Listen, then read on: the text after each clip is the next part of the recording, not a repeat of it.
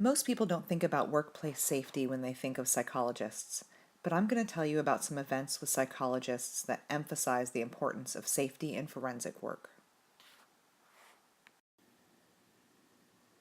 In 2008, a man with schizophrenia developed the delusion that his mother was being forced to wallow in feces. He decided to steal $40,000 and whisk her away to Hawaii.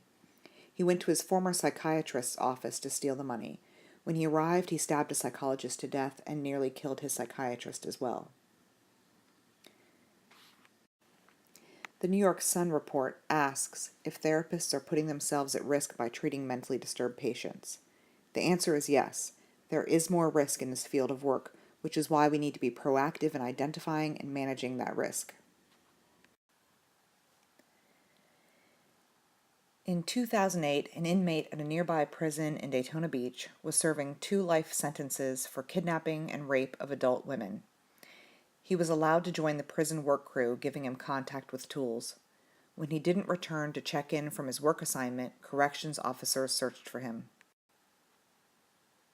Donna Fitzgerald was working overtime that day and did not bring a radio with her during the search. When she found him hiding in a shed, he jumped out and stabbed her 25 times. Her partially nude body was found slumped over a cart. One surprising example reminds us that those identified as criminals are not the only source of risk.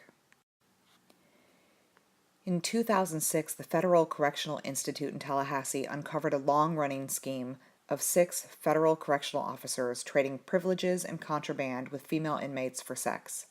When agents arrived to arrest the corrections officers, they did not expect resistance because the indictment was secret. However, after 5 officers were taken peacefully into custody, the 6th used his personal handgun and began shooting at the agents there to detain him.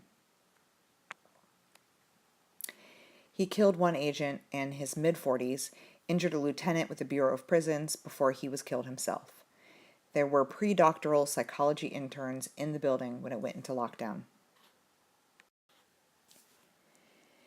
In 1979, Harry Reinhart, age 19, molested and murdered an 8-year-old girl. His sentence required treatment in a specialized treatment program for sex offenders. A month after his arrival at Florida State Hospital, the law changed to return the programs to prisons, but he was grandfathered in. He was deemed a treatment failure and was going to be sent back to prison. A few weeks before the event, 2 psychotherapists were hired to the ward and observed the staffing where that decision was made. Staff routinely escort patients to classes and activities alone. July 17, 1981, Pauline Kent was on one of those errands and never returned. When the shift changed at 3:30, they noticed her purse and keys were still there and no one had seen her. The hospital administrator started a search. He was seen rushing around the building at 4:30 with his hair on end. About an hour and a half later, she was found strangled to death. She had worked for the state for 30 years and was about to retire.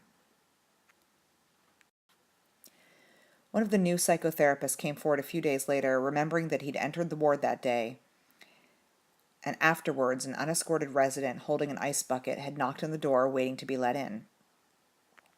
At that time, he'd forgotten the rule that no resident should be walking around unescorted. Reinhart had been hiding undetected, waiting for the new guy to let him in, and then spent days undetected on the ward until that fact came out. In October, the staff were still trying to have Reinhart removed from the hospital.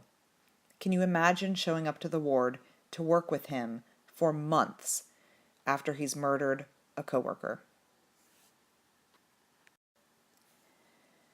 I'm not listing the most recent or most terrifying events. I'm listing the ones I have personal connection to. Vigilance and safety precautions are a big part of our job. In many cases, it is up to us to assess risk and fight to prevent these types of events from happening.